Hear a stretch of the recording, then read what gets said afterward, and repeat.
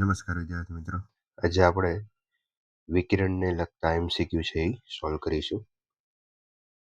64મો MCQ. બાહ્ય વાતાવરણ 200 કેલ્વિનમાં 600 kelvin તાપમાન ધરાવતા ગોળાને મૂકેલો છે અને એને ઠંડા પડવાનો દર છે આર આપેલો છે.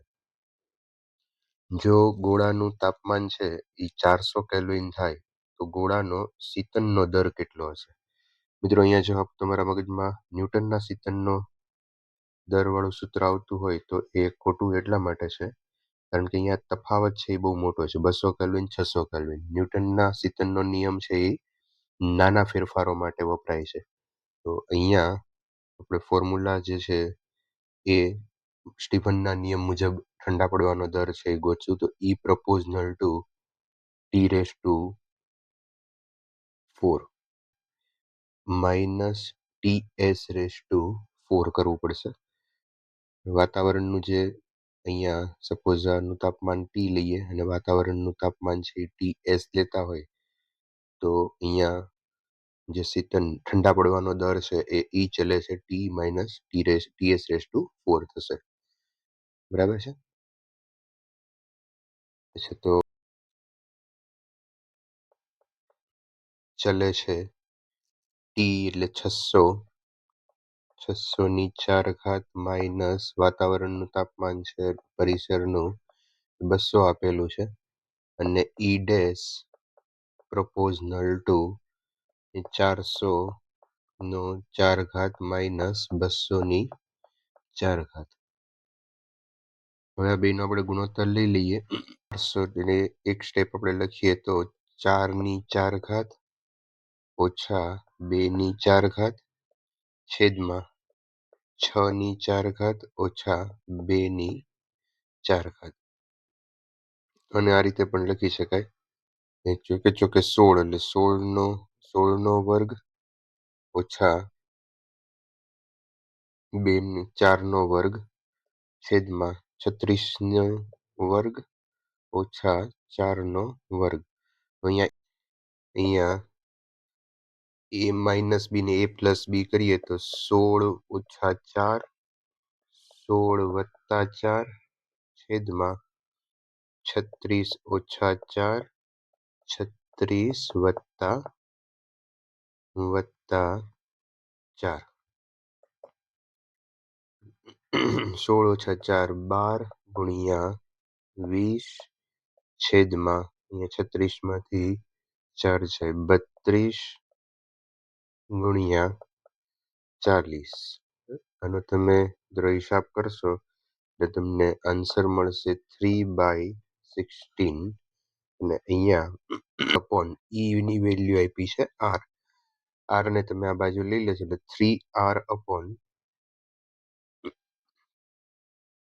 ચાલો નેક્સ્ટ ક્વેશ્ચન લઈએ. 127 ડિગ્રી સેન્ટીગ્રેડ તાપમાને કાળા પદાર્થની 8 સેન્ટીમીટર અને 4 સેન્ટીમીટર ક્ષેત્રફળ 8 ગુણ્યા 4 સેન્ટીમીટર ક્ષેત્રફળ વાળી લંબચોરસ સપાટી પ્રતિ સેકન્ડે ઈ જેટલી ઉર્જાનું ઉત્સર્જન કરે છે. હવે અહીંયા સપાટીની લંબાઈ અને પહોળાઈ છે એના મૂલ્યો અડધા કરીએ તો તાપમાન 300 અને તાપમાન પાછું 327 ડિગ્રી સેન્ટીગ્રેડ સુધી વધારતા ઉર્જાના ઉત્સર્જનનો દર છે એ કેટલો થાય? તો મિત્રો, અહીંયા ઉર્જાના ઉત્સર્જનનો દર છે એ ઈ પ્રપોઝનલ ટુ અથવા તો ઈ is equal to sigma E A T⁴ આ સૂત્ર મુજબ આપણે ગણી શકીએ. તો E dash is equal to sigma અને ઈમાં કોઈ ચેન્જીસ નહીં થાય. એ ક્ષેત્રફળ એનું છે a ડેશ અને T⁴. હવે આપણે અહીંયા ઈ ડેશ ને સૂત્રનો કરતા બનાવી દઈએ તો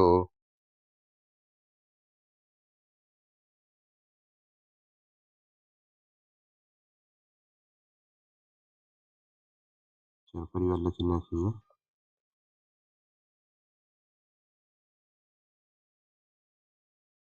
છે ચલો અહીંયા ઈ ડેશ છે એને આપણે સૂત્રનો કરતા બનાવી દઈએ.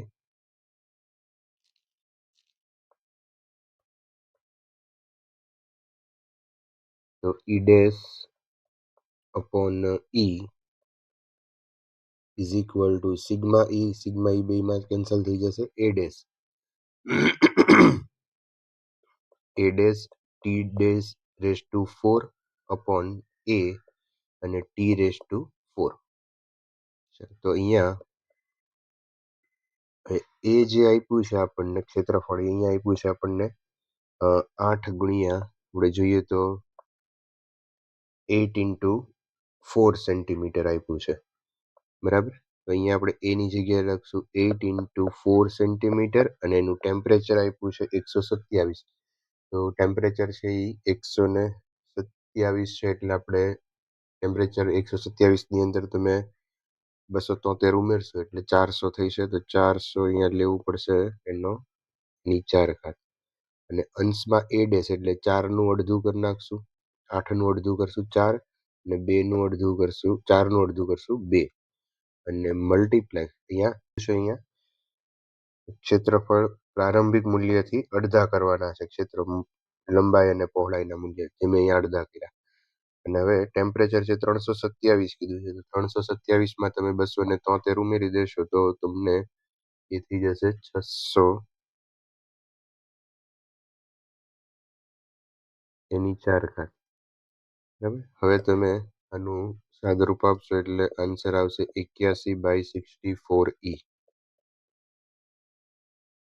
ઓકે, તો 67માં અહીંયા 273 ડિગ્રી સેન્ટીગ્રેડ તાપમાને રહેલા કાળા પદાર્થના વિકિરણના ઉત્સર્જનનો દર આપણને E આપેલો છે.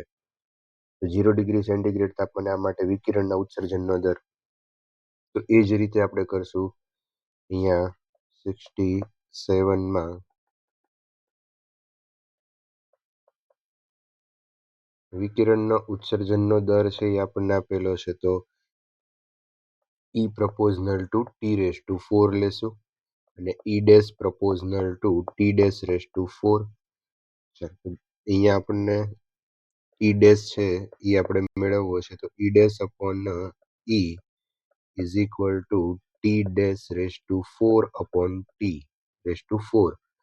4 છે એ આપણે બંનેને સાથે લઈ લઈએ. ચાલો, ટી ડેશ એટલે અહીંયા આપણે જોઈએ તો 0 ડિગ્રી સેન્ટીગ્રેડ તાપમાન, તો 0 ડિગ્રી સેન્ટીગ્રેડ તાપમાન એટલે એમાં 273 ઉમેરી દઈએ, અહીંયા થઈ જશે 273 અને છેદમાં 273 વત્તા 273 કરશો એટલે 546 અને એની આવશે 4 ઘાત E ડેશ અપોન E. ચલો, આ બેનો છેદ ઉડાડશો એટલે અહીંયા 2 આવશે ને 2ની 4 ઘાત કરશો એટલે 16 થઈ જશે, ને આ E છે ને આ બાજુ લઈ લઈએ આપણે, તો E dash is equal two E.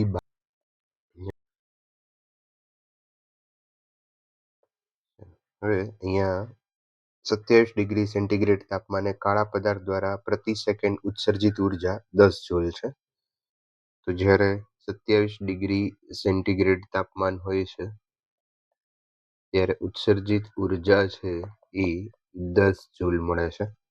હવે તાપમાન વધારીને T2 327 ડિગ્રી સેન્ટીગ્રેડ તાપમાન કરવાનું છે, તો ત્યારે ઉત્સર્જિત ઉર્જા છે એ પ્રતિ સેકન્ડ કેટલી હોય એ આપણે ગોતવાની છે. તો અહીંયા ફરી પાછું મિત્રો આ જે રિલેશન છે કે E2 upon E1 is equal two T raise to 4 T2 race to 4 upon T1 race to 4.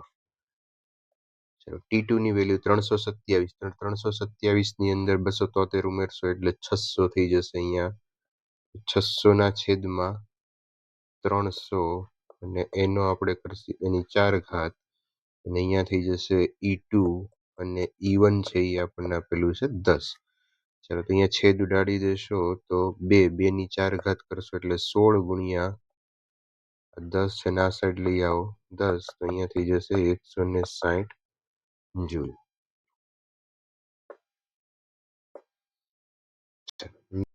82મો સવાલ, 127 ડિગ્રી સેન્ટીગ્રેડ તાપમાને કાળા પદાર્થની સપાટીમાંથી ઉર્જાના ઉત્સર્જનનો દર આપણને આપેલો છે. જ્યારે ઉર્જાના ઉત્સર્જનનો દર આટલો થાય ત્યારે કાળા પદાર્થનું તાપમાન છે એ કેટલું થાય?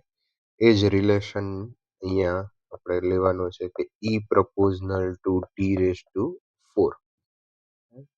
અને ઈ ડેશ પ્રપોઝનલ ટુ, હવે હું એ લખતો નથી એટલે સીધું લખીએ આપણે કે ઈ dash upon E is equal two T dash upon T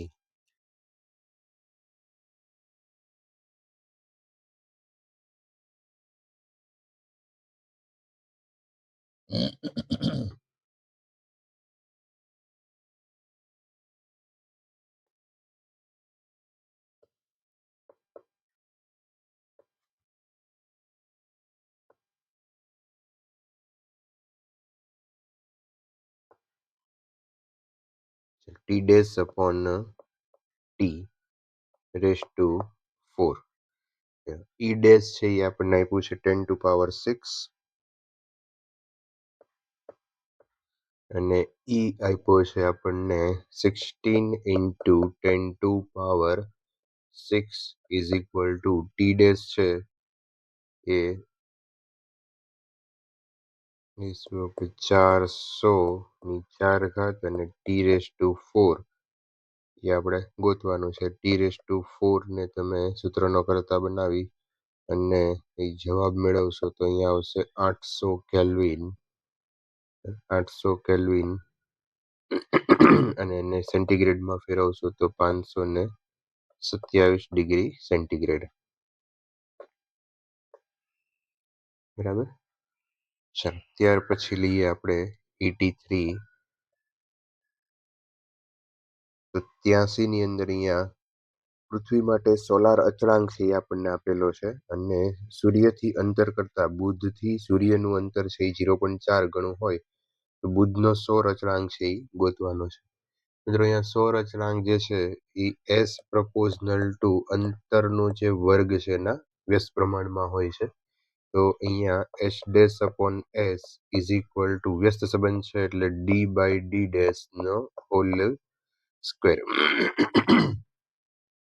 તો H dash is equal to S ને આ બાજુ લઈ લઈએ તો D by D dash whole square. તો અહીંયા એસ આપણને આપ્યો છે અહીંયા પૃથ્વી અને સૂર્ય એના માટે આપ્યો છે સોલાર અચળાંક અહીંયા 2 ઇન્ટુ ડી. ડી છે એ લેશું આપણે અહીંયા કીધું છે તમને જો પૃથ્વીના સૂર્યથી અંતર, પૃથ્વીથી સૂર્યનું અંતરને આપણે ધારો કે ડી કહેતા હોય તો કરતા બુધનું સૂર્યથી અંતર છે એ 0.4 ગણું છે. તો અહીંયા D dash is equal to 0.4 D એમ લખીએ કાંઈ. બરાબર. તો ડી ડેશની જગ્યાએ અહીંયા ડી ને એમને એમ રાખશું અને ડી ડેશની જગ્યાએ લખશું 0.4 ડી. બરાબર. અને એનો સ્ક્વેર, આનો ડી ડી કેન્સલ થઈ જશે, 2/0.4 નો વર્ગ કરશો એટલે 0.16 થઈ જશે અને એનો તમે હિસાબ કરશો તો લગભગ તમને આન્સર મળશે 12.5 calorie minute centimetre square. Answer છે એ તમને 1 મળશે. નેક્સ્ટ લઈએ 84.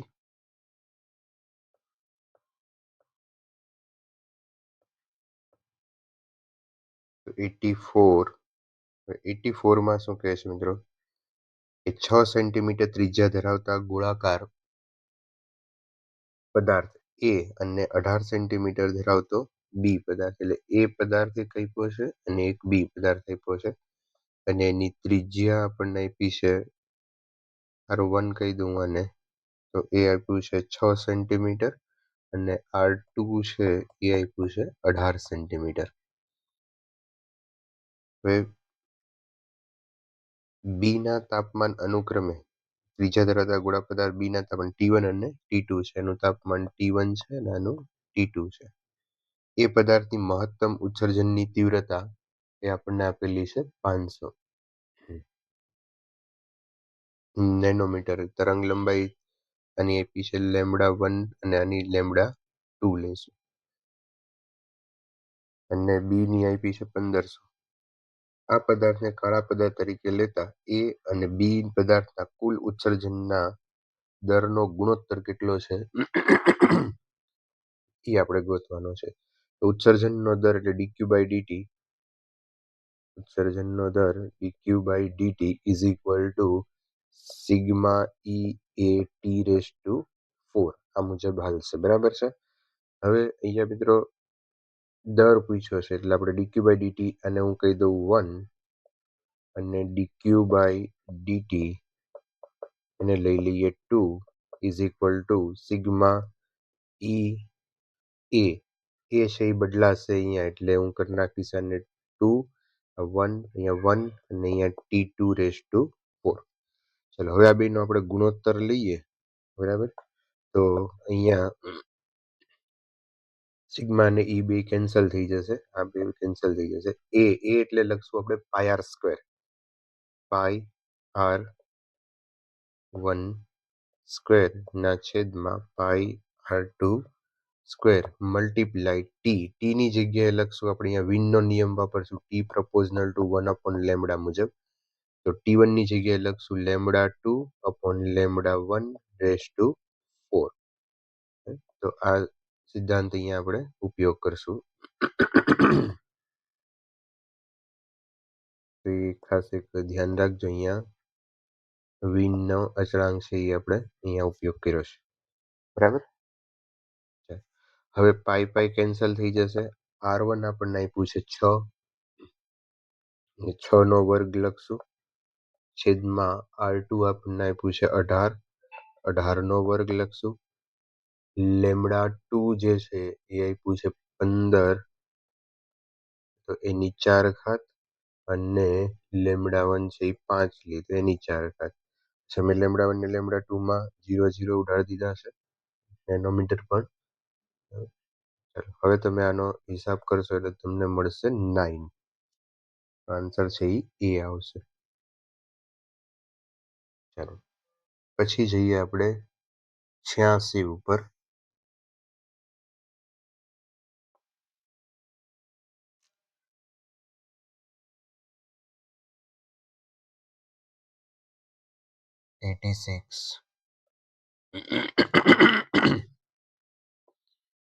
ચાલો તો 86 ની અંદર અહીંયા આપણે ન્યૂટનના શીતનનો નિયમનો ઉપયોગ કરવો. તો ન્યૂટનનો શીતનનો નિયમ છે એ T1 minus T2 upon T is equal to K T1 plus T2 upon 2 minus T0. આને આ રીતે લખીએ તો અહીંયા dt ફેરફાર છે તો dt બાય dt સમયનો ફેરફાર ઇઝ ઇક્વલ ટુ K. અહીંયા તાપમાન એક જ છે ખાલી, તો અહીંયા પરિમાણિક રીતે લખું છું. આ T1 plus T2 by 2 છે, તો આપણે તાપમાન ખાલી એક લખી શકીએ. અહીંયા આપણે રિલેશન જોઈએ છે તો આ તાપમાન છે, તાપમાન તો એનો જવાબ પણ તાપમાન જ આવે. માઇનસ અહીંયા T0 તાપમાન છે જે કોન્સ્ટન્ટ છે. ચાલો હવે અને થોડુંક આપણે સિમ્પ્લિફાય કરીએ તો dt ના છેદમાં t માઇનસ T0 ને આ સાઈડ લઈ લઈએ is equal two K into dt. હવે બે બાજુ આપણે ઇન્ટિગ્રેશન કરીએ તો ઇન્ટિગ્રેશનમાં 1 અપોન t માઇનસ T0 નું ઇન્ટિગ્રેશન થઈ જશે ln t minus T0 is equal two KT plus constant C. dt નું થઈ જશે t પ્લસ કોન્સ્ટન્ટ C. ચાલો હવે અહીંથી નેચરલ લોગ કાઢવું હોય તો સામાન્ય પદને e ની ઘાત ઉપર આપણે લઈ જવું પડે. તો t minus T0 is equal two e raise to અહીંયા એક નેગેટિવ સાઇન આવશે. બરાબર, તો અહીંયા એક નેગેટિવ સાઇન છે એ આવશે તો માઇનસ KT પ્લસ C અને આ T0 છે એને આ સાઈડ લઈ લો તો t mine is equal two T0 plus e raise to minus KT plus C. તો આવો એક સૂત્ર આપણને મળ્યું છે. તો હવે અહીંયા આપણે આનો આલેખ જોઈએ તો અહીંયા આપણને સ્મોલ ટી અને અહીંયા કેપિટલ ટી આપેલો છે. તો સ્મોલ ટી અને કેપિટલ ટી વચ્ચે ચર ઘાતાંકીય સંબંધ, આ કોન્સ્ટન્ટ છે, ઈ ની ઘાત છે એટલે ચર ઘાતાંકીય સંબંધ આપેલો છે. ચર ઘાતાંકીય સંબંધ છે એટલે અહીંયા ધીમે ધીમે જે ટી ની વેલ્યુ છે એ સમય સાથે ઘટતી જશે, નેગેટિવ સાઇન છે એટલે. બરાબર. હવે એક સાથે સાથે મિત્રો એક વસ્તુ એ પણ વિચારજો અહીંયા કે એની પછીનો જે ગ્રાફ છે, માની લ્યો કે તમને આના ઉપરથી આલેખ પૂછ્યો હોય. અહીંયા એક અક્ષ તરીકે અહીંયા ટી લીધું છે અને બીજી અક્ષ તરીકે ln t માઇનસ t0 લીધું હોય. બરાબર. તો y mx c થઈ જાય તો આ આલેખ છે એ આપણને સ્ટ્રેટ લાઈન મળે, પણ ઘટતો સ્ટ્રેટ લાઈન મળશે. બરાબર. તો 87 ની અંદરનો જવાબ પણ અહીંયા તમે નક્કી કરી શકો, એમાં છે ઈ 3 આવશે આન્સર. પછી આપણે લઈએ 91.